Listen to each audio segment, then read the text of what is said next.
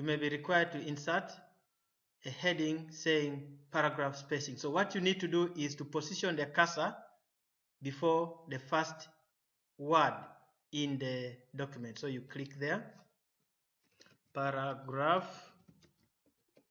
spacing, then you press enter. So it's very important for you to save your document at this point, and we're going to save it on the desktop in the other folder called material document. So I will click save, and I will have to locate here on the desktop. When clicking this, it should be able to show us this material documents, and here I'm going to save it as paragraph spacing. If it were showing something different, maybe paragraph spacing, then you add your name, okay? Then you say save. Now you are seeing from up here in the title bar the file name, which is okay now. Now the instances whereby you may need to highlight the heading here. I know you have known how to highlight by clicking here and dragging to the right. That is okay. But you can move this pointer to the left margin until you see something like that. When you click, it highlights everything. So if you want to make it bold, you can press Ctrl and B. If you want to remove the bold, you can press Ctrl and B again. Alternatively, you can click B on this home, on the home tab under the font group. So if you need to center this information, you make sure that you are here. You may highlight it, or you can just position the cursor there. Then you press Ctrl and E. When you press Ctrl and E, it centers the text. It is an equivalent of clicking this.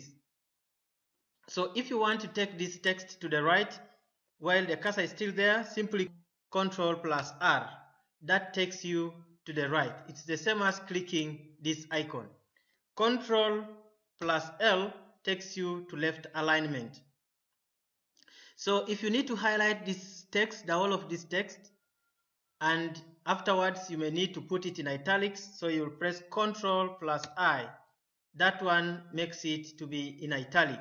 You can undo the italics style by pressing Ctrl and I again, and you can activate italic by simply clicking on this I. You can underline, go ahead to underline by clicking this, or Ctrl plus U. To underline, you press Ctrl plus U. Or to undo the underline while the text is still selected, simply click on press Ctrl and U again. So you've seen how to go about with that. You may also want to change the font color. You can be required to change the font color of the heading to, say, blue. Okay, so you come here, then you come and pick the blue we are talking about. Alternatively, you can be required to change the font color. You mean to increase the font size or the point size. You keep moving this from here. If they're asking you to use to increase the font size to a specific size, that may not be available in this list here. For example, 27, you make sure you click inside here and you type 27. If it is 27.5, you can also go ahead and say 0.5. Then you press enter. You have highlighted and you have done that. Okay, that is nice. Now, how do you highlight the whole paragraph? If you are required to highlight a specific paragraph, for example this, I know you have the idea of clicking here, then you drag like this, then you bring down and so forth. But you can also, while the cursor is here, if you are supposed to highlight this first paragraph, you can position the cursor there, hold the shift key and click just before here. Or while the cursor is there, hold down the shift key and click right in front of that paragraph. The alternative way of highlighting the entire paragraph is simply by triple clicking anywhere within the paragraph. Now, how do you highlight a specific sentence. So to highlight a specific sentence, you need to hold down the control key, and if we are going to highlight this third sentence, we simply, after holding down the control key, then we can now click here and it highlights for us that specific sentence. If we need to highlight a specific word, we double click on it and it highlights the word. So if you are required to change a specific paragraph's line spacing, say for this paragraph, first paragraph, to 2.0, 2.0 is double line spacing.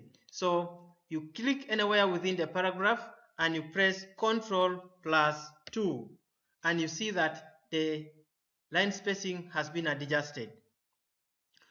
I will undo it by pressing Ctrl and Z. So the other way you could change the line spacing is by coming here. When you're in the Home tab, in the paragraph group, come to line spacing here and you choose 2.0. Now this, we are going to change this paragraph line spacing to 1.0. 1.0 is single line spacing. So when you come here, you'll actually see that 1.0 is this. But I will not use that. I will simply click here and press Ctrl+1. Now this is going to be 1.5 spacing, so I will press Ctrl+5. Ctrl+5 is the same as coming here and clicking on 1.5. So you may see that this is now 1.5 line spacing. So line spacing is one of the things that you can be tasked to do.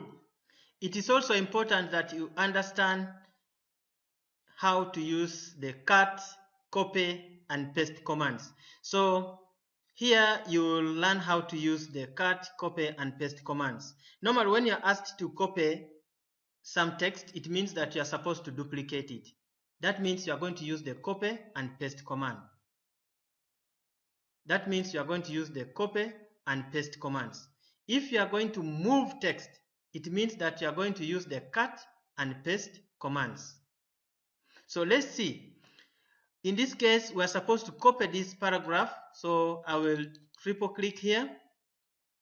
And this paragraph is supposed to be pasted below the third paragraph. And this is the third paragraph. Okay? This is the third paragraph. So I will move to this clipboard group in the Home tab and click on copy. So then I will click here. If this space where the cursor is not there, okay, I will simply have to position the cursor here, right in front here, then press enter, then come to the option paste, or alternatively press Ctrl+V. So copy and paste duplicates the text. Copy and paste duplicates the text. Now let's see what cut and paste does. Now we are going to cut this paragraph and paste it below the third paragraph. So we shall need to highlight it. I will triple click it. I will triple click anywhere here, or move to the corner here and click and drag downwards, whichever you choose. Then we shall press Ctrl+X. I will undo. So while the text is selected, you can also click on cut. Ctrl+X cuts the text. Clicking here also cuts the text. So the third paragraph, so when we count our paragraph, this is paragraph 1, paragraph 2, paragraph 3. So it is going to fall in between these two. Okay? So we will highlight this. Then you can Ctrl+X. I will undo, or simply click on cut. Then position the cursor here, press enter. You can now choose between clicking paste and pressing Ctrl and V. I will press Ctrl and V, and there comes the text. Cut changes the location. Cut and paste changes the location. It moves the text to a new location you specify, while copy and paste makes a duplicate of the text in the location that you choose. You may also be required to find and replace a particular word. Let's say to copy. And you do that by pressing Ctrl plus H. Okay? Pressing Ctrl and H. Pressing Ctrl and H. That takes you to the find and replace box. Now, in find what box, type copy. Then replace with, you could say, duplicate.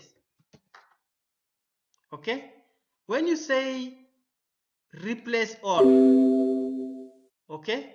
When you say replace all, it will replace all the occurrences of copy with duplicate.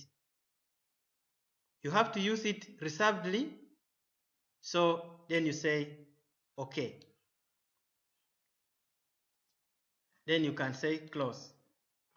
Now, what does replace only mean? Now, when we go to Ctrl and H, when we say find what, then we say duplicate, then replace with duplicate with copy, then we say replace. It quickly looks for the word duplicate in that file. When it finds it, it highlights it. When you say replace, it looks for another one. Okay? If you don't say replace, it won't move to the next. So if you want to look for another particular word that you want to replace, you click next and it keeps on moving, okay, until you find maybe a desirable word that you like to replace. Then you can say duplicate, okay, replace it with copy. Then you say replace. Then you close. It is good to know that. The other thing is that you might open Microsoft Word and you find that the rulers are missing. What you do, you need to go to View. You will find that this is having no tick. So if you want to have the ruler displayed, you make sure you check it. Sometimes you might also make an error and apply grid lines like that. Then you begin running up and down. Just come to View and uncheck that. So there are document views here. You might at some point find that this one has changed to that, then you wonder. You think that maybe a virus has attacked your computer. What you simply need to do is to go back to View, change to Layout. When you see that this is how layout appears, it is not something that you're familiar with, or it is draft, you see that, or it is in that mode of full screen, and you begin to sweat. No, close and go to draft and ensure that it is in page layout. I think that is fine. Now, to duplicate this sentence and paste it in the next box, you can highlight or triple click, or come to this corner here and you click, then you go home, copy, then you right click and you paste. Cut this, you highlight, or come to this left side, click, cut, click here, paste. Highlight this third sentence and drag it to the box, into the box. Highlight this third sentence and drag it into the box to the right. So highlight, click anywhere here, then you move it. As you are moving, you see how that thing is moving, then you can drag it like that. You may also be required to change measurement units. Right now we are using inches. Okay, we are using inches, so you see this the way it is appearing. So you go to, if you are using Microsoft Office, if you are using Word 2007, I know some people are still using Word 2007. If you are using Word 2007, you'll be able to see Office button from here. Now this is Office 2010. You should migrate to Office 2010. If you're already there, that's nice. You still have an opportunity to move to 2013. So you click here, File, come to Options. Somewhere it can be reading as Word Options. Come to Advanced, then scroll.